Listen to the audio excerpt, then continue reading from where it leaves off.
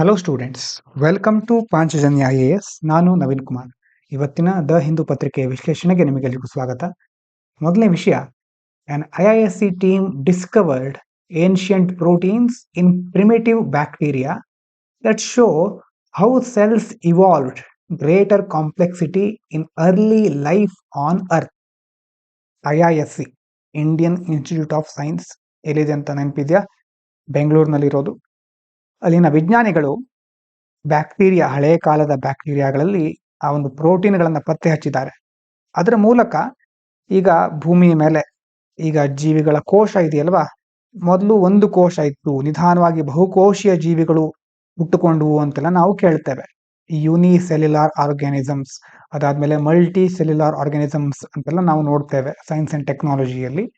ಹೀಗೆ ಒಂದು ಆ ಜೀವಕೋಶಗಳು ಹೇಗೆ ಸ್ವಲ್ಪ ಕಾಂಪ್ಲೆಕ್ಸಿಟಿ, ಸಂಕೀರ್ಣ ಸ್ವರೂಪಕ್ಕೆ ಹೇಗೆ ಇವಾಲ್ವ್ ಆದ್ವು ಅನ್ನೋದನ್ನ ಇದರ ಮೂಲಕ ತಿಳ್ಕೊಳ್ಬಹುದು.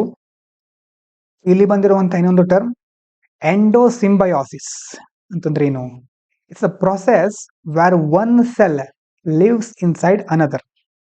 ಒಂದು ಜೀವಕೋಶ ಇನ್ನೊಂದು ಜೀವಕೋಶದ ಒಳಗಡೆ ಜೀವಿಸುವ ಒಂದು ಪ್ರಕ್ರಿಯೆ, ಅದಕ್ಕೆ ಎಂಡೋಸಿಂಬಯಾಸಿಸ್ ಅಂತ ಕರೀತಾರೆ. So explaining how simple cell evolved into complex eukaryotic cells with mitochondria and chloroplast. Prokaryote, eukaryote, ಇದರ ಅರ್ಥ ಏನು ಸಿಂಪಲ್ ಆಗಿ ಅಂತ ಕಮೆಂಟ್ ಮಾಡಿ ತಿಳಿಸಿ.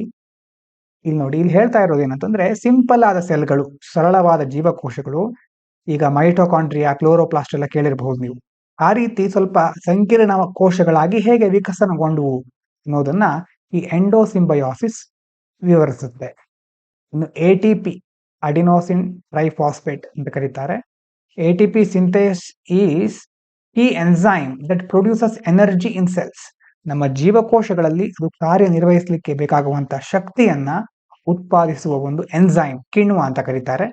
And it's ancient versions give clues about the leap from simple to complex life.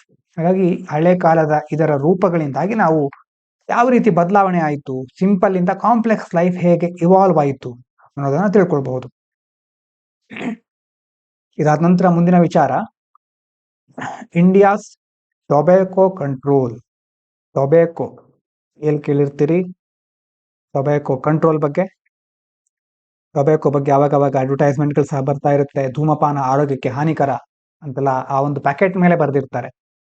India's tobacco control laws are strict on smoking products but weak on smokeless tobacco. ನಮ್ಮ ದೇಶದಲ್ಲಿ ಧೂಮಪಾನದ ಉತ್ಪನ್ನಗಳ ಮೇಲೆ ಕಠಿಣವಾದ ಕಾನೂನುಗಳಿದೆ, ಆದ್ರೆ ಈ ಧೂಮರಹಿತ ಅಂತಂದ್ರೆ ಸ್ಮೋಕ್ಲೆಸ್ ಟೊಬ್ಯಾಕೋ ಅಂತ ಇನ್ನೊಂದು ಟೈಪ್ ಇದೆ, ಅದಕ್ಕೆ ಸಂಬಂಧಪಟ್ಟ ಹಾಗೆ ಕಾನೂನುಗಳು ದುರ್ಬಲ ಆಗಿದೆ. Making it cheaper and more accessible despite it's major health and economic burden. ಇದರಿಂದಾಗಿ ಆರೋಗ್ಯ ಮತ್ತೆ ಆರ್ಥಿಕತೆ ಎರಡರ ಮೇಲೂ ದೊಡ್ಡ ದೊಡ್ಡ ಗಂಭೀರವಾದ ದುಷ್ಪರಿಣಾಮಗಳಿದೆ. ಆದರೂ ಸಹ ಈ ಉತ್ಪನ್ನಗಳು ಒಂದು ಕೈಗೆಟುಕುವ ದರದಲ್ಲಿ ಅಗ್ಗವಾಗಿ ಮತ್ತು ಸುಲಭವಾಗಿ ಸಿಗ್ತಾ ಇದೆ. ಏನಿದು ಸ್ಮೋಕ್ಲೆಸ್ ಟೊಬ್ಯಾಕೋ ಅಂತಂದ್ರೆ?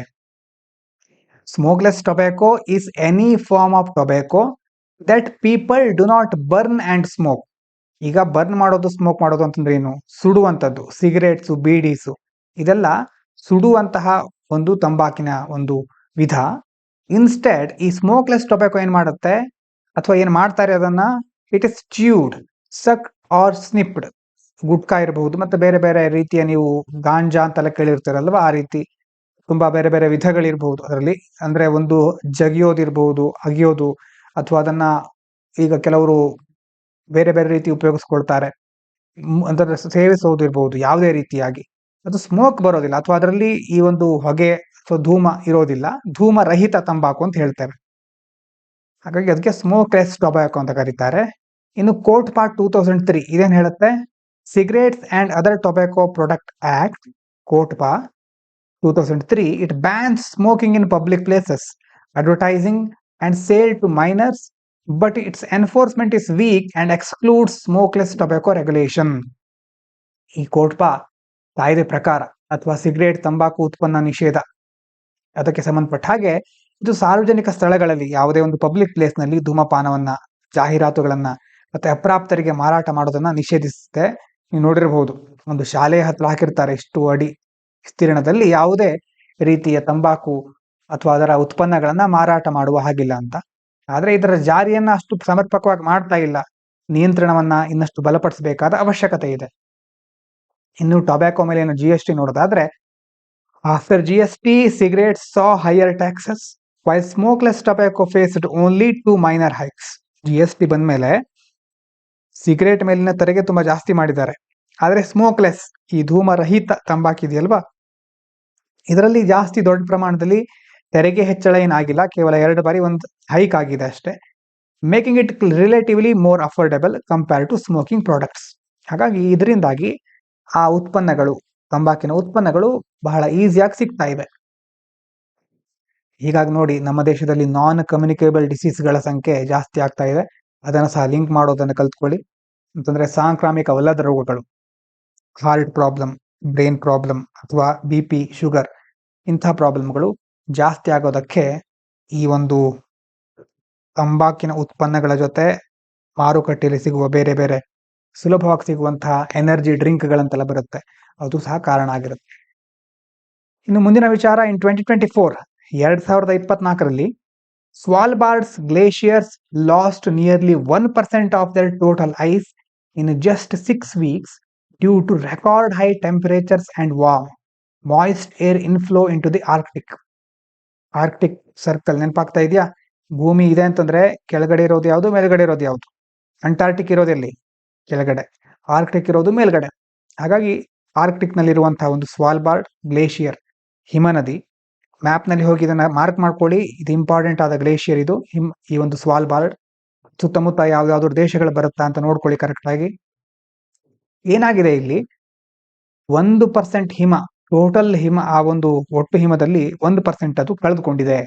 ಕಾರಣ ಏನು? ಉಷ್ಣಾಂಶ, ಗ್ಲೋಬಲ್ ವಾರ್ಮಿಂಗ್, ಅವೆಲ್ಲ ಅದನ್ನು ಅನುಭವಿಸದೇ ಇರಬಹುದು. ಆದ್ರೆ ಮತ್ಯಾವುದೋ ಒಂದು ಭಾಗದಲ್ಲಿ ಅದರ ಪರಿಣಾಮಗಳನ್ನ ನೋಡ್ತಾನೆ ಇದ್ದೇವೆ. ಇನ್ನು ಮಾಯಿಸ್ಟ್ ಏರ್ ಇನ್ಫ್ಲೋ, ತೇವಾಂಶ ಭರಿತ ಗಾಳಿ, ಅದರಿಂದಾಗಿ ಸಹ ಇದಾಗುತ್ತೆ. ಇನ್ನು Svalbard is a Norwegian Arctic archipelago. Archipelago ಅಂತಂದ್ರೆ ಏನು?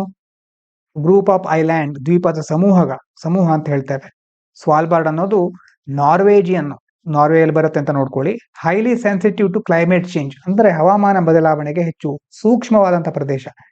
Often called Arctics climate hotspot. ಇದನ್ನ ಆರ್ಕ್ಟಿಕ್ ವೃತ್ತದಲ್ಲಿನ ಹವಾಮಾನದ ಹಾಟ್ಸ್ಪಾಟ್ ಅಂತ ಸಹ ಕರೀತಾರೆ.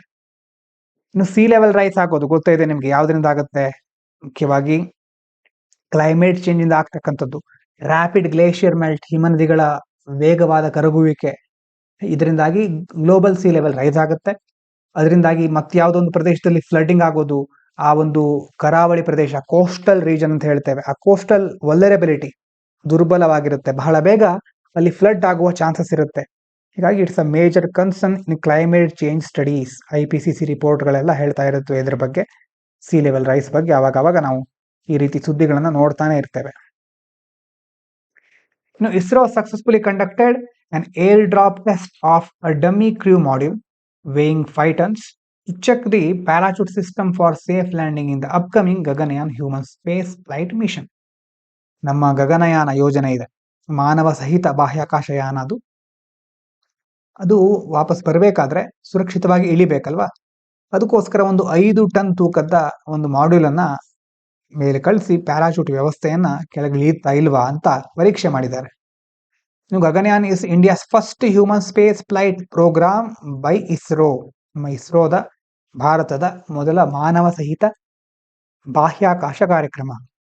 Aiming to send a 3 member crew, 3 ಜನ ಗಗನಯಾತ್ರಿಗಳನ್ನ ನಾವು ಕಳಿಸ್ತಾ ಇದ್ದೇವೆ. ಇಲ್ಲಿ ಲೋವರ್ ಅರ್ತ್ ಆರ್ಬಿಟ್ ಫಾರ್ ಎಷ್ಟು ದಿನ? 7 days, 7 ದಿನ.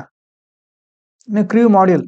The crew module is the part of the spacecraft designed to carry astronauts safely, equipped with life support, parachutes and system for re-entry and recovery. ಗಗನಯಾತ್ರಿಗಳು ಇರ್ತಾರೆ, ಅವ್ರ ಮೇಲೆ ಹೋಗಿ ಸುರಕ್ಷಿತವಾಗಿ ವಾಪಸ್ ಬರಲಿಕ್ಕೆ ಇರುವಂತಹ ಒಂದು ರಾಕೆಟ್ನ ಅಥವಾ ಬಾಹ್ಯಾಕಾಶ ನೌಕೆಯ ಒಂದು ಭಾಗ ಹೋಗಿ ಮತ್ತೆ ವಾಪಸ್ ಬರುತ್ತೆ. ಅದರಲ್ಲಿ ಏನು ಅವಕ್ಕೆ ಲೈಫಿಗೆ ಏನೇನು ಬೇಕು ಎಲ್ಲ ಸಪೋರ್ಟ್ ಇರುತ್ತೆ, ಪ್ಯಾರಾಶೂಟ್ಗಳಿರುತ್ತೆ, ಮತ್ತೆ ರೀಎಂಟ್ರಿ ಮೇಲೆ ಹೋಗೋದು, ವಾಪಸ್ ಬರ್ಬೇಕಲ್ವಾ, ರಿಕವರಿ ಆಗಲಿಕ್ಕೆ ಎಲ್ಲಕ್ಕೂ ಬೇಕಾದ ಸೌಲಭ್ಯಗಳು ಇರುತ್ತೆ. In a new global assessment shows invasive alien species caused nearly 2 trillion in economic losses 1960 to 2022, with non-native plants emerging as the most costly group. Yet India underestimates their management burden despite being a major hotspot. ಒಂದು ಹೊಸ ಮೌಲ್ಯಮಾಪನದ ಪ್ರಕಾರ ಆಕ್ರಮಣಕಾರಿ ಜಾತಿಗಳಂತ ಹೇಳ್ತೇವೆ, invasive alien species ಅಂತ environment ಅಲ್ಲಿ ನೀವು ಕೇಳಿರಬಹುದು. ಸುಮಾರು $2 ಟ್ರಿಲಿಯನ್ 1965 1960 2022 $2 ಟ್ರಿಲಿಯನ್ ನಷ್ಟು ಆರ್ಥಿಕ ನಷ್ಟ ಅದರಿಂದ ಆಗಿದೆ ಅಂತ ಹೇಳ್ತಾ ಇದ್ದಾರೆ. ಇದರಲ್ಲಿ ಮುಖ್ಯವಾಗಿ ಸ್ಥಳೀಯವಲ್ಲದ ಸಸ್ಯಗಳಿಂದ ಹಾನಿ ಜಾಸ್ತಿ ಆಗ್ತಾ ಇದೆ. ನಾನ್ ನೇಟಿವ್ ಅಂತಂದ್ರೆ ಏನು? ಆ ಪ್ರದೇಶದಲ್ಲೇ ಹುಟ್ಟಿ ಬೆಳೆಯುವ ಒಂದು ಸಸ್ಯಗಳಿಗೆ ನಾನ್ ನೇಟಿವ್ ಅಂತ ಕರಿತೇವೆ. ಬೇರೆ ಕಡೆಯಿಂದ ಬೇರೆ ಬೇರೆ ಮೂಲಗಳಿಂದ ಇಲ್ಲಿ ಬಂದು ಆಮೇಲೆ ಇಲ್ಲೆಲ್ಲ ಹಬ್ಕೊಂಡ್ಬಿಡುತ್ತವೆ, ಅದು ಇನ್ವೇಸಿವ್ ಅಂತಂದ್ರೆ ಈ ಜಾಗದಲ್ಲಿ ಕೆಲವು ಅಸಮತೋಲನವನ್ನ ಉಂಟು ಮಾಡುತ್ತವೆ. ಆ ರೀತಿ ಇನ್ವೇಸಿವ್ ಏಲಿಯನ್ ಸ್ಪೀಶೀಸ್ಗಳು ಬಂದು ಆಕ್ರಮಿಸಿಕೊಳ್ಳುತ್ತವೆ.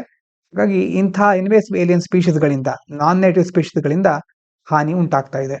ಆದ್ರೆ ನಮ್ಮ ದೇಶದಲ್ಲಿ ಈ ಸಮಸ್ಯೆ ಇನ್ನೂ ಸೀರಿಯಸ್ ಆಗಿ ಕನ್ಸಿಡರ್ ಮಾಡ್ತಾ ಇಲ್ಲ, ಅದರ ಮ್ಯಾನೇಜ್ಮೆಂಟ್ ಕರೆಕ್ಟ್ ಆಗಿ ಆಗ್ತಾ ಇಲ್ಲ. ಅದರಲ್ಲೂ ನಮ್ಮ ದೇಶ ಒಂದು ಮೇಜರ್ ಹಾಟ್ಸ್ಪಾಟ್, ಬಯೋಲಾಜಿಕಲ್ ಹಾಟ್ಸ್ಪಾಟ್ ಅಲ್ಲಿ ಹಲವಾರು ಪ್ರದೇಶಗಳಿದೆ ನಮ್ಮ ದೇಶದಲ್ಲಿ. ಇನ್ವೇಸಿವ್ ಏಲಿಯನ್ ಸ್ಪೀಶೀಸ್ ಬಗ್ಗೆ ಮೊದಲೇ ಹೇಳಿದಾಗೆ ನಾವು IAS ಅಂತ ಶಾರ್ಟ್ ಆಗಿ ಇದಕ್ಕೂ ಸಹ ಕರೀತೇವೆ. ಈ IAS ಬೇರೆ, ಆ IAS ಬೇರೆ. Invasive alien species are plants, animals are microbes introduced outside their natural range that spread rapidly, threatening native biodiversity, ecosystems, and human livelihoods. Example, Lantana, Prosopis juliflora, water hyacinth in India.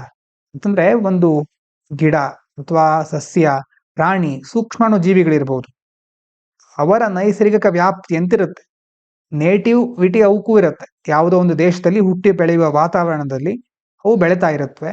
ಆದ್ರೆ ಆ ವಾತಾವರಣ ಬಿಟ್ಟು ಯಾವುದೋ ಒಂದು ದೇಶಕ್ಕೆ ಅನಗತ್ಯವಾಗಿ ಅಥವಾ ಬೇರೆ ಬೇರೆ ಮಾರ್ಗದ ಮೂಲಕ ಹೋಗಿ ಅಲ್ಲಿ ಪರಿಚಯಿಸಲ್ಪಟ್ಟು ಅಲ್ಲಿ ದೊಡ್ಡದಾಗಿ ಹರಡ್ಬಿಡುತ್ತವೆ. ಇದರಿಂದಾಗಿ ಆ ಒಂದು ಸ್ಥಳೀಯ ಇನ್ನೊಂದು ಜಾಗ ಇರುತ್ತಲ್ವಾ, ಆ ಜಾಗದ ಮೇಲೆ ಎಲ್ಲಿ ಹೋಗಿ ಹರಡುತ್ತವೋ, ಎಲ್ಲಿ ಅಟ್ಯಾಕ್ ಮಾಡುತ್ತವೋ, ಇನ್ವೇಡ್ ಮಾಡುತ್ತವೋ ಆ ಒಂದು ಭಾಗದ ಜೀವ ವೈವಿಧ್ಯತೆ ಇರಬಹುದು, ಪರಿಸರ ವ್ಯವಸ್ಥೆ, ಮತ್ತೆ ಇಡೀ ಒಂದು ಮಾನವನ ಜೀವನೋಪಾಯಕ್ಕೆ ಸಹ ಹಾನಿ ಉಂಟಾಗುತ್ತೆ. ಲ್ಯಾಂಟಾನಾ ಅಂತ ನೀವು ಕೇಳಿರಬಹುದು, ಪ್ರಾಸೋಪಿಸ್ ಜೂಲಿಫ್ಲೋರಾ, ಮತ್ತೆ ಕೆಲವೊಂದು ವಾಟರ್ ಹಯಾಸಿಂತ್, ಇದೆಲ್ಲ ಇನ್ವೇಸಿವ್ ಏಲಿಯನ್ ಸ್ಪೀಶೀಸ್ಗೆ ಉದಾಹರಣೆ. ಇನ್ನು CBD ಮತ್ತೆ IG ಟಾರ್ಗೆಟ್ ಅಂತ ನಾವು ಕೆಲವೊಂದು ಮುಖ್ಯವಾದ ಅಂಶಗಳನ್ನು ನೋಡೋಣ. ಕನ್ವೆನ್ಷನ್ ಆನ್ ಬಯೋಲಾಜಿಕಲ್ ಡೈವರ್ಸಿಟಿ ನೀವು ಕೇಳಿರಬಹುದು, ಇದ್ರ ಬಗ್ಗೆ ಎನ್ವೈರನ್ಮೆಂಟ್ ಅಲ್ಲಿ CBD ಅಂತ ಕರೀತೇವೆ. And its IG biodiversity target urge countries to prevent and control invasive alien species, linking it to the global biodiversity conservation and sustainable development goals. IG ಗುರಿ ಮತ್ತೆ CBD ಏನ್ ಹೇಳುತ್ತೆ ಅಂತಂದ್ರೆ, ಈ ಬೇರೆ ಬೇರೆ ರೀತಿಯ ವಾತಾವರಣದಲ್ಲಿ ಜಾಗತಿಕ ವೈವಿಧ್ಯ ಸಂರಕ್ಷಣೆ ಮಾಡಬೇಕು ಅಂತಾಗ, ಜಾಗತಿಕ ಜೀವ ವೈವಿಧ್ಯತೆಯನ್ನು ಸಂರಕ್ಷಿಸಬೇಕು ಅಂತಿದ್ದಾಗ ಸುಸ್ಥಿರ ಅಭಿವೃದ್ಧಿ ಅದನ್ನು ಸಹ ಗಮನದಲ್ಲಿ ಇಟ್ಕೋಬೇಕಲ್ವಾ. ಕೇವಲ ನಾವು ಮಾಡುವ ಪ್ರಯತ್ನಗಳು ಒಂದೇ ಮುಖದಲ್ಲಿ ಅಥವಾ ಒಂದೇ ಹಿನ್ನೆಲೆಯಲ್ಲಿ ಇರಬಾರದು. ಎಲ್ಲಾ ರೀತಿಯಲ್ಲೂ ಅದು ಸಹ ಏನ್ ಮಾಡ್ಬೇಕು, ನಮಗೆ ಹೆಲ್ಪ್ ಆಗ್ಬೇಕು. SDGಗಳಿಗೆ ಅದು ಸಂಬಂಧಿಸಬೇಕು. ಹಾಗಾಗಿ ಅದನ್ನ ಸಾಧಿಸ್ಲಿಕ್ಕೆ, ಆ ಗುರಿಯನ್ನ ಮುಟ್ಲಿಕ್ಕೆ ಈ CBD ಮತ್ತೆ IG ಅನ್ನುವಂತ ಎರಡು ಮುಖ್ಯವಾದ ಟರ್ಮ್ಗಳು ಬರುತ್ತೆ. ಡೀಟೇಲ್ ಆಗಿ ಎನ್ವೈರನ್ಮೆಂಟ್ ಅಲ್ಲಿ ನೋಡ್ತೀರಿ, ಮೊದಲು ನೋಡಿದ್ರೆ ಒಂದ್ಸರಿ ರಿವಿಷನ್ ಮಾಡಿ. ಇನ್ನು ಕ್ಲೌಡ್ ಬಸ್ಟ್ ಅದ್ರ ಬಗ್ಗೆ ಕೊಟ್ಟಿದ್ದಾರೆ. ಮೇಘ ಸ್ಫೋಟ ಅಂತ ಹೇಳ್ತೇವೆ. It's a sudden and intense rainfall event. Sudden ಆಗಿ, ಹಠಾತ್ ಆಗಿ ತೀವ್ರವಾಗಿ ಮಳೆ ಆಗೋದು, usually over a small area, ಒಂದು ಸಣ್ಣ ಪ್ರದೇಶದಲ್ಲಿ ಆಗುತ್ತೆ. That can cause flash floods. ಮುಖ್ಯವಾಗಿ ಹಠಾತ್ ಆಗಿ ಫ್ಲಾಶ್ ಫ್ಲಡ್ಸ್ ಅಂತಂದ್ರೆ ಸಡನ್ ಆಗಿ ಪ್ರವಾಹ ಬಂದ ಪರಿಸ್ಥಿತಿ ಎದುರಾಗುತ್ತೆ. ಲ್ಯಾಂಡ್ ಸ್ಲೈಡ್, ಭೂಕುಸಿತ ಆಗುತ್ತೆ, especially in mountainous region in India. ಅದರಲ್ಲೂ ಮುಖ್ಯವಾಗಿ ಈಗ ಮೌಂಟೇನಿಯಸ್ ಪರ್ವತ ಪ್ರದೇಶಗಳಲ್ಲಿ ಇದು ಕಂಡು ಬರುತ್ತೆ. ಇನ್ನು IMD ಡೆಫಿನೇಷನ್ ಏನ್ ಹೇಳುತ್ತೆ ಅಂತಂದ್ರೆ, ದ ಇಂಡಿಯಾ ಮೆಟೀರಿಯಾಲಜಿಕಲ್ ಡಿಪಾರ್ಟ್ಮೆಂಟ್ ಏನ್ ಹೇಳುತ್ತೆ, defines cloud burst as rainfall of more than 100 millimeters in 1 hour over an area of about 20 to 30 square kilometer. India IMD ಹೇಳೋ ಪ್ರಕಾರ ಮೇಘಸ್ಫೋಟ ಅಂತಂದ್ರೆ 1 ಗಂಟೆಯಲ್ಲಿ ಒಂದು 20-30 ಸ್ಕ್ವೇರ್ ಕಿಲೋಮೀಟರ್ ನಲ್ಲಿ 100 ಮಿಲಿಮೀಟರ್ಗಿಂತ 100 ಮಿಲಿಮೀಟರ್ಗಿಂತ ಜಾಸ್ತಿ ಮಳೆ ಆದ್ರೆ ಅದು ಮೇಘಸ್ಫೋಟ ಅಂತ IMD ಹೇಳುತ್ತೆ.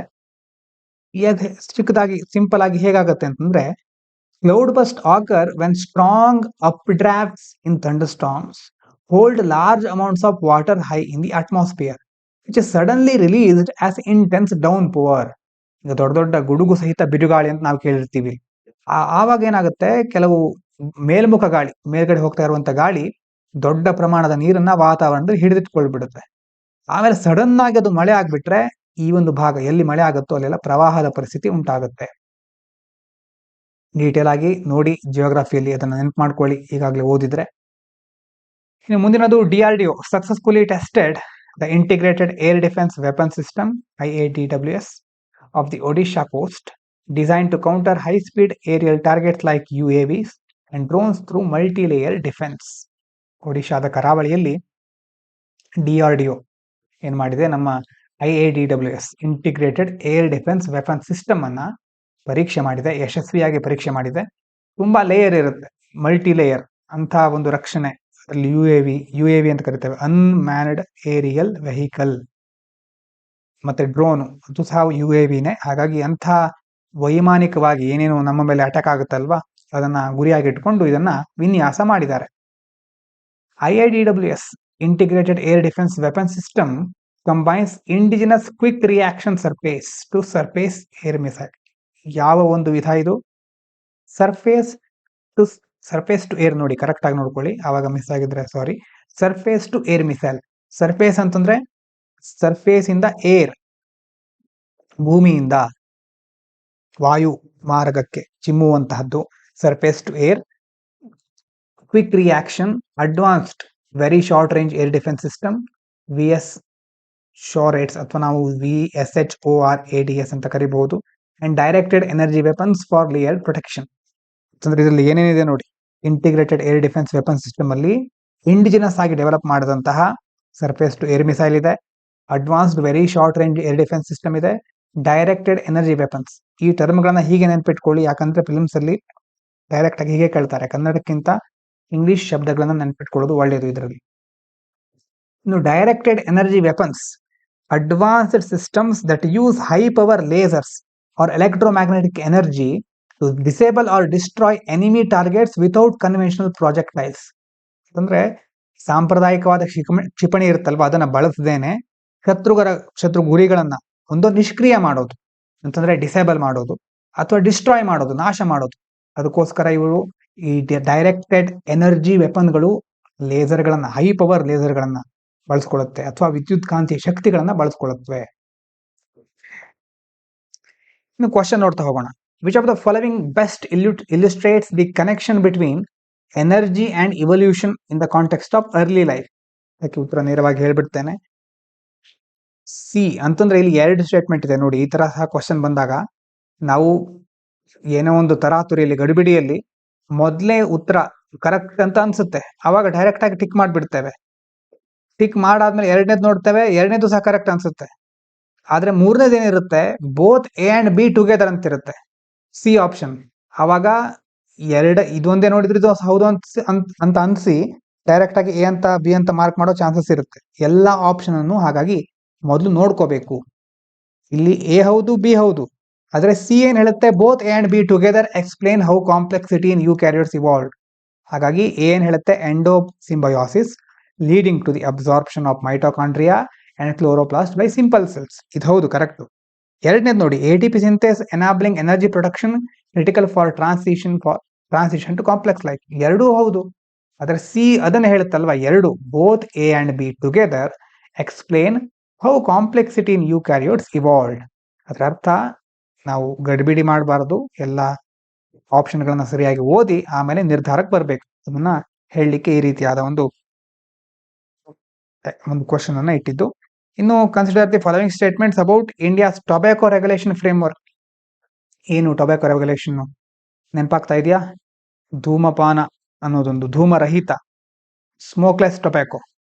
Cigarettes and other tobacco products act COTPA 2003 comprehensively regulates both smoking and smokeless tobacco products. ಹೌದಾ, ಅದರಲ್ಲಿ ಎಲ್ಲವನ್ನ ಕವರ್ ಮಾಡಿದಾರ. After the implementation of GST, tax burden increased significantly on cigarettes compared to smokeless tobacco. ಮೂರನೇದು, weak enforcement of ಕೋರ್ಟ್ provisions has limited its effectiveness in controlling tobacco use. Weak enforcement ಯಾವ್ದು correct? ಎಷ್ಟು correct ಇದರಲ್ಲಿ? Only 2 are correct. Statement 2, 3 are correct. Statement 1 is wrong. ಯಾಕೆ? ಕೋರ್ಟ್ excludes smokeless tobacco from its main regulatory ambit. ಅಲ್ಲಿ ಅದಕ್ಕೆ ಸಂಬಂಧಪಟ್ಟ ಹಾಗೆ ನಿಯಂತ್ರಣ ಜಾಸ್ತಿ ಇಲ್ಲ ಅಂತಾನೆ ನಾವು ನೋಡಿದ್ದು. With reference to Svalbard and climate change, consider the following statement. Svalbard is located in the Norwegian Arctic, regarded as a climate hotspot due to its high sensitivity to warming. Rapid glacier melt in Svalbard contributes to global sea level rise, which in turn increases coastal vulnerability worldwide. IPCC reports do not consider Arctic glacier melt as significant driver of sea level rise. ಇಲ್ಲಿ ಹಾಗಾದ್ರೆ ಯಾವ್ಯಾವ್ದು correct? Statement 1 and 2 are correct. 3 is wrong because IPCC reports explicitly consider Arctic glacier melt important for sea level rise. ನೋಡಿ ಇಲ್ಲಿ ಏನು ಹೇಳಿದ್ವಿ? Reports do not consider ಅಂತಿತ್ತು, ಆದ್ರೆ ಅದು ಕನ್ಸಿಡರ್ ಮಾಡುತ್ತೆ.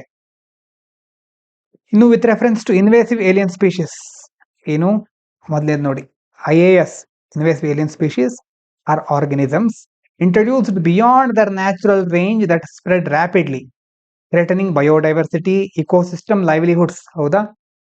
In India, Lantana Prosopis juliflora and water hyacinth are prominent example of IAS. ಹೌದಾ? Prosopis juliflora, water hyacinth ಇದಕ್ಕೆಲ್ಲ example. In the Convention on Biological Diversity, CBD, and IG targets recognize prevention and control of IAS as essential for biodiversity conservation, SDGs. 4ನೇದು, India's management burden of IAS is fully aligned with global recognition of their economic and ecological cost. ಯಾವ್ಯಾವ್ದು correct ಇದರಲ್ಲಿ? ಎಷ್ಟು correct? Only 3. 1, 2, 3 are correct. Statement 4 is wrong. Since notes ನಾವೇನು ಹೇಳಿದ್ದು? India under estimates the IAS management burden. India's management burden IAS fully aligned ಅಂತ ಹೇಳಿದ್ದಾರೆ. ನಾವು ಎಲ್ಲ global recognition ಇರಬಹುದು, ಎಕನಾಮಿಕ್ ಎಕಾಲಜಿಕಲ್ ಕಾಸ್ಟ್ ಇರಬಹುದು, ಎಲ್ಲದರ ಜೊತೆ ನಾವು ಅಲೈನ್ ಆಗಿದ್ದೇವೆ, ಎಲ್ಲ ಕರೆಕ್ಟ್ ಆಗಿದೆ ಅಂತ ಹೇಳ್ತಾ ಇದ್ದಾರೆ. ಈ ಸ್ಟೇಟ್ಮೆಂಟ್ ತಪ್ಪು. ನೋಟ್ಸ್ ಅಲ್ಲಿ ಇರೋ ಪ್ರಕಾರ ನಾವು ಅದರಲ್ಲಿ ಹಿಂದುಳಿದಿದ್ದೇವೆ, ಸರಿಯಾಗಿ ಮ್ಯಾನೇಜ್ ಮಾಡ್ತಾ ಇಲ್ಲ. ಇನ್ನು with reference to integrated air defence weapon system, consider the following statement. It is designed to counter high-speed aerial threats like UAV and drones. It integrates QRSAM, VS, HORADS, and directed energy weapons into multi-layered defense system. DEW rely on conventional explosive projectiles to neutralize target. ಹೌದಾ? Conventional explosive ಪ್ರಾಜೆಕ್ಟೈಲ್ಗಳ ಮೇಲೆ ಅದು rely ಆಗುತ್ತಾ DEW?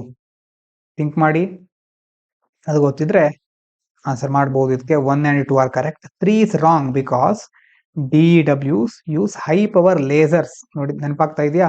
ಲೇಸರ್ಗಳನ್ನ, electromagnetic ಎನರ್ಜಿಯನ್ನು use ಮಾಡುತ್ತವೆ, not projectile. ಅವುಗಳನ್ನ use ಮಾಡೋದಿಲ್ಲ. ಇನ್ನು ಇವತ್ತಿನ ವೊಕ್ಯಾಬ್ಲರಿ ನೋಡ್ತಾ ಹೋಗೋಣ. ವೊಕ್ಯಾಬ್ಲರಿಯಲ್ಲಿ ಮೊದಲನೇ, it's important to be an efficacious leader. ಮೊದಲನೇ ಶಬ್ದ ಎಫಿಕೇಶಿಯಸ್. ಎಫಿಕಸಿ ಅಂತ ಸಹ ಕೇಳಿರ್ಬೋದು ನೀವು. ಎಫಿಕೇಶಿಯಸ್ ಅಂತಂದ್ರೆ ಎಫಿಕೇಶಿಯಸ್, ಎಫೆಕ್ಟಿವ್, ಸಕ್ಸಸ್ಫುಲ್, ಪ್ರೊಡಕ್ಟಿವ್, ಪರಿಣಾಮಕಾರಿ. ಏನು ಇಲ್ಲಿ ಹೇಳ್ತಾ ಇರೋದು ಈ ಸೆಂಟೆನ್ಸ್ ಅಲ್ಲಿ? It's important to be an efficacious leader. ಒಂದು ಪರಿಣಾಮವನ್ನ ಉಂಟು ಮಾಡುವಂತಹ ಒಂದು ಅದ್ಭುತವಾದ ನಾಯಕ ಆಗೋದು ಬಹಳ important. To get things done well, ಆ ಮೂಲಕ ಮಾತ್ರ ಕೆಲಸಗಳನ್ನ ಸರಿಯಾಗಿ ಮುಗಿಸಬಹುದು. When your team does a great job, give them ಕುಡೋಸ್.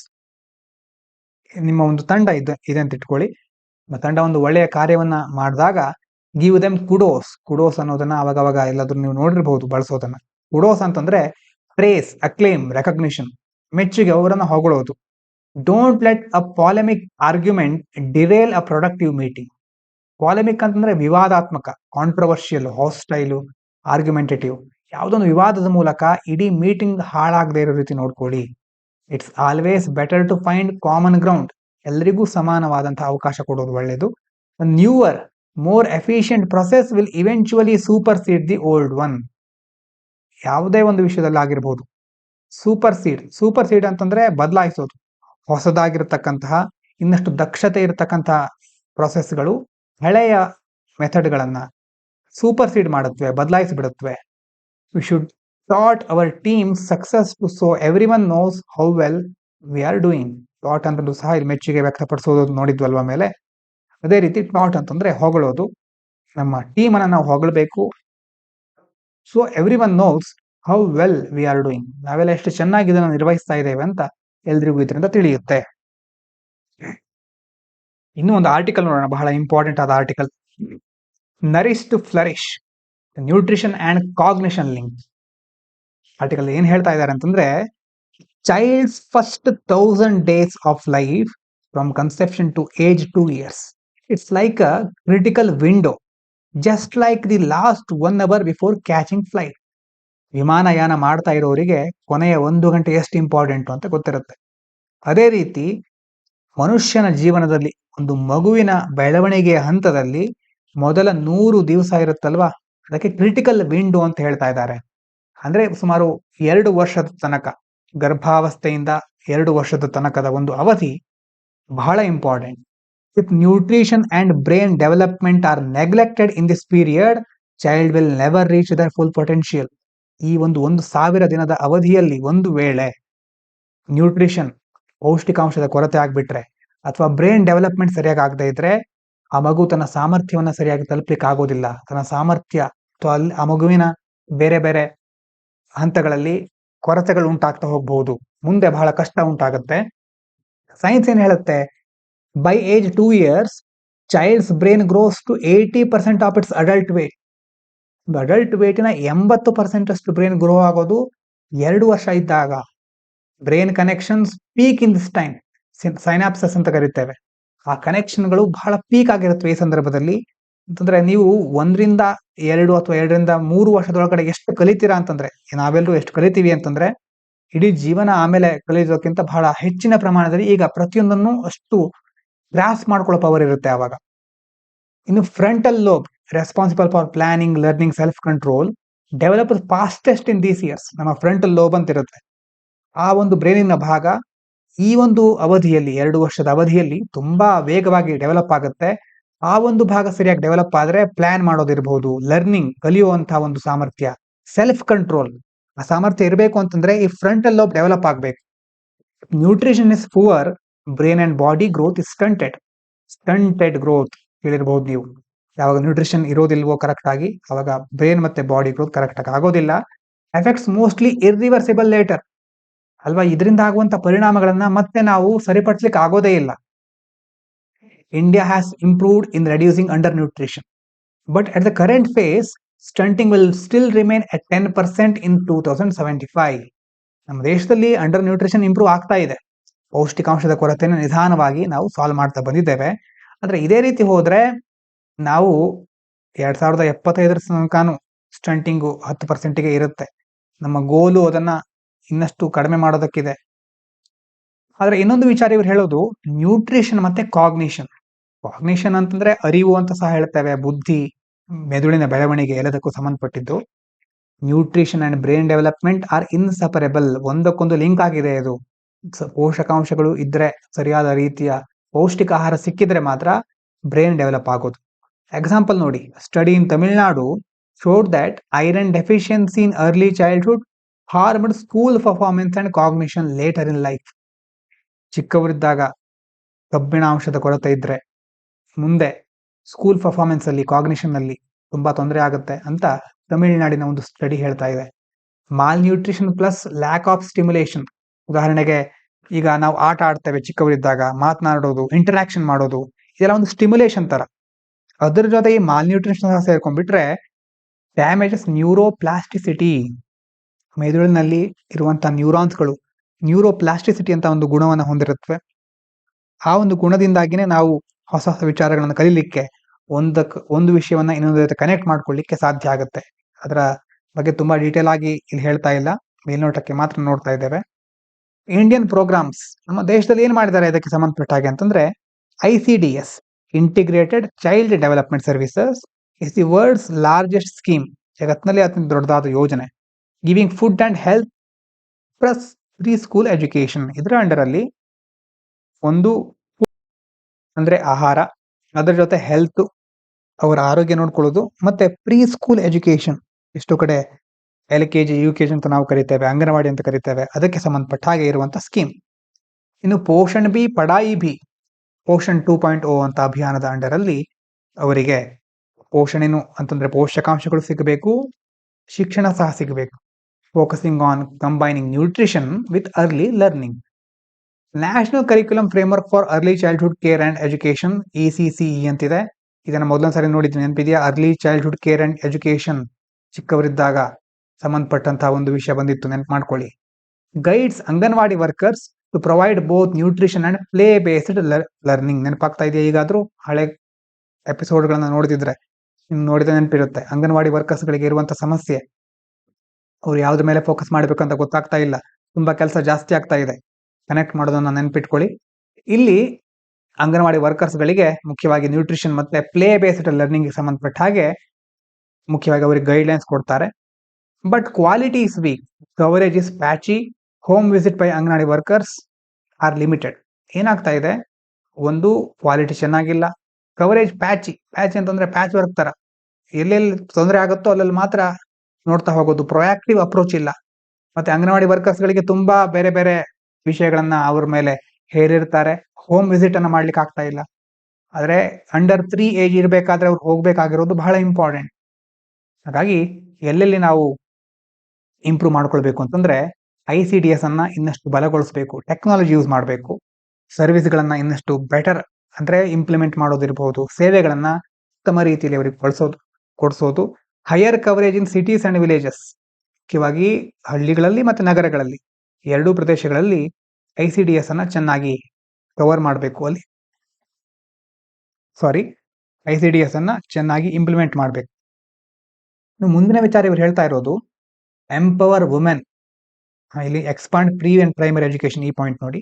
ಅದಾದ್ಮೇಲೆ ಎಂಪವರ್ ವುಮೆನ್ ಅಂದ್ರೆ ಅಂಗನವಾಡಿಗೆ ಮಾತ್ರ ಸೀಮಿತತೆ ಆಗಿರೋದಲ್ಲ, ಸೀಮಿತತೆ ಮೀರಿ ಕಮ್ಯುನಿಟಿ ಮತ್ತೆ ಪ್ರೈವೇಟ್ ಮಾಡೆಲ್ಗಳನ್ನ ಸಹ ಅಪ್ಲೈ ಮಾಡ್ಕೊಳ್ಳೋದು. ಇನ್ನು better creche facilities so women can join workforce. More women, ಮಹಿಳೆಯರು ಕೆಲಸ ಮಾಡ್ತಿರ್ತಾರೆ ಒಂದು ಪ್ರದೇಶದಲ್ಲಿ, ಅವರಿಗೆ ಮಕ್ಕಳನ್ನ ಲಾಲನೆ ಪಾಲನೆ ವ್ಯವಸ್ಥೆಗಳಿರಬಹುದು, ರಜೆ ಕೊಡೋದಿರಬಹುದು, ಸಂಬಳ ಸಹಿತವಾದ ರಜೆ, ಆ ಒಂದು ಅವಕಾಶಗಳ ಮೂಲಕ ಮಹಿಳಾ ಸಬಲೀಕರಣ ಸಹ ಮಾಡಬೇಕು. ಇದರಿಂದಾಗಿ ಮಕ್ಕಳ ಒಂದು ಆರೈಕೆ ಸಹ ತಪ್ಪಬಾರದು. ಇನ್ನು ಮೆಷರ್ ಔಟ್ಕಮ್ಸ್, ಈಗ not just input like food distribution, actual ಅಂತಂದ್ರೆ ನೋಡಿ, ಫುಡ್ ಡಿಸ್ಟ್ರಿಬ್ಯೂಟ್ ಎಷ್ಟು ಮಾಡಿದ್ದಾರೆ ಅಂತಂದ್ರೆ ಸಾಕಾಗೋದಿಲ್ಲ. ಆಕ್ಚುಯಲ್ ಚೈಲ್ಡ್ ಹೆಲ್ತ್, ನಿಜವಾಗಿಯೂ ಅದರಿಂದ ಮಗುವಿನ ಆರೋಗ್ಯದಲ್ಲಿ ಎಷ್ಟು ಒಳ್ಳೆ ಬೆಳವಣಿಗೆ ಆಗಿದೆ, ನ್ಯೂಟ್ರಿಷನ್ ಯಾವ ರೀತಿ ಕೊಡ್ತಾ ಇದ್ದಾರೆ, ಪೋಷಕಾಂಶಗಳು ಸರಿಯಾಗಿ ಸಿಗ್ತಾ ಇದೆಯಾ, ಮತ್ತೆ ಲರ್ನಿಂಗ್ ಔಟ್ಕಮ್ಸ್ ಅಲ್ವಾ. ಯಾವುದೇ ವಿಷಯವನ್ನ ಕಲಿಬೇಕಾದ್ರೆ ಅವರು ಕಲಿಕೆಯ ಹಂತದಲ್ಲಿ ಎಲ್ಲಿದ್ದಾರೆ, ಅಕ್ಷರ ಜ್ಞಾನ ಇರಬಹುದು, ಸಂಖ್ಯೆಗಳನ್ನ ಕಲಿಯೋದಿರಬಹುದು, ಗಣಿತ, ಇದರಲ್ಲೆಲ್ಲ ಅವರ ಅಬಿಲಿಟಿ ಹೇಗಿದೆ ಅನ್ನೋದನ್ನ ಮೆಷರ್ ಮಾಡಬೇಕು. ಯಾಕೆ ಇದು ಇಂಪಾರ್ಟೆಂಟ್ ಅಂತಂದ್ರೆ, why this matters? Investing in child nutrition and early learning is not charity, it's a nation building strategy. ನೋಡಿ, ಈ ಸೆಂಟೆನ್ಸ್ ಚೆನ್ನಾಗಿದೆ, ಇದನ್ನ ಕನ್ಕ್ಲೂಷನ್ ಅಥವಾ ಬೇರೆ ಬೇರೆ ಕಡೆ ಯೂಸ್ ಮಾಡ್ಕೊಳ್ಳಿ.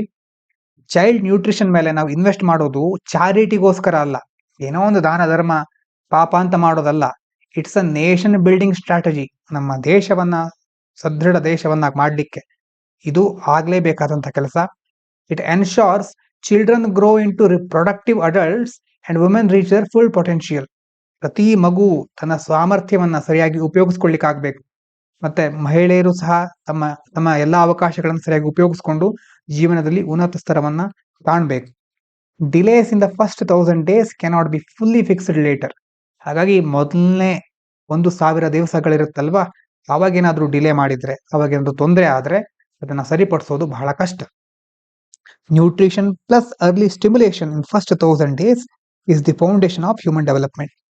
ಮಾನವ ಅಭಿವೃದ್ಧಿಗೆ ಸಂಬಂಧಪಟ್ಟ ಹಾಗೆ, ಅದರಲ್ಲೂ ನಮ್ಮ ದೇಶದಲ್ಲಿ ಮಾನವರಿದ್ದಾರೆ, ಮಾನವ ಸಂಪನ್ಮೂಲಗಳು ಕಡಿಮೆ ಇದೆ. ಮಾನವರು ಇದ್ರೆ ಸಾಕಾಗೋದಿಲ್ಲ, ಅವರಿಗೆ ಕೌಶಲ್ಯ ಇದ್ರೆ, ಕೆಲಸ ಮಾಡುವ ಶಕ್ತಿ ಇದ್ರೆ, ದೇಶಕ್ಕೆ ಒಳ್ಳೇದು ಮಾಡುವಂತ ಮನಸ್ಸಿದ್ರೆ, ಆವಾಗ ಅವರು ರಿಸೋರ್ಸ್ಗಳಾಗ್ತಾರೆ, ಹ್ಯೂಮನ್ ರಿಸೋರ್ಸ್ಗಳಾಗ್ತಾರೆ. ಇಲ್ಲಿದ್ರೆ ಹ್ಯೂಮನ್ ಪಾಪ್ಯುಲೇಷನ್ಗೆ ಮಾತ್ರ ಸೀಮಿತ ಆಗ್ಬಿಡ್ತಾರೆ.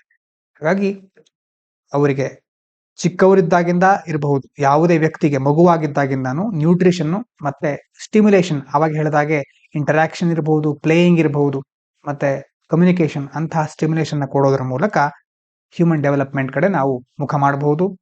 Without fixing this, India cannot achieve its demographic dividend or SDG goals. ಇದನ್ನ ಸಾಧಿಸದೆ ನಾವು ಹೇಳ್ತೀವಲ್ವಾ ಬಾಟಮ್ ಅಪ್ ಅಪ್ರೋಚ್ ಅಂತಂದ್ರೆ ತಳಮಟ್ಟದಲ್ಲಿ ಬೆಳವಣಿಗೆ ಆಗದೆ, ಬದಲಾವಣೆ ಆಗದೆ ನಾವು ಕೇವಲ ಮೇಲ್ನೋಟದಲ್ಲಿ ಎಲ್ಲವನ್ನ ಸಾಧಿಸಿದ್ದೇವೆ ಅಂದ್ಕೊಂಡ್ರೆ ಅದು ತಪ್ಪಾಗ್ಬಿಡುತ್ತೆ. ಡೆಮೋಗ್ರಫಿಕ್ ಡಿವಿಡೆಂಡ್, ಜನಸಂಖ್ಯೆಯ ಲಾಭಾಂಶನ ಪಡ್ಕೋಬೇಕು, SDG ಗೋಲ್ಸ್ ಗಳನ್ನ, ಸುಸ್ಥಿರ ಅಭಿವೃದ್ಧಿ ಗುರಿಗಳನ್ನು ಸಾಧಿಸಬೇಕು ಅಂತಂದ್ರೆ ಮುಖ್ಯವಾಗಿ ನಾವು ಮಗುವಿನ ಹಂತದಲ್ಲಿದ್ದಾಗಿಂದಾನೆ ಫೋಕಸ್ ಮಾಡಬೇಕು. ಹಾಗಾಗಿ ಇದೆಲ್ಲವನ್ನ ಪರಿಗಣಿಸಬೇಕು ಸರ್ಕಾರ ಮತ್ತೆ ನಾಗರಿಕರು ಅಂತ ಈ ಆರ್ಟಿಕಲ್ ಅಲ್ಲಿ ಹೇಳ್ತಾ ಇದ್ದಾರೆ. ಇವಿಷ್ಟು ಇವತ್ತಿನ ಮುಖ್ಯವಾದ ವಿಚಾರಗಳು. ಎಲ್ರಿಗೂ ಧನ್ಯವಾದಗಳು. ಇದು ಪಾಂಚಜನ್ಯ IAS.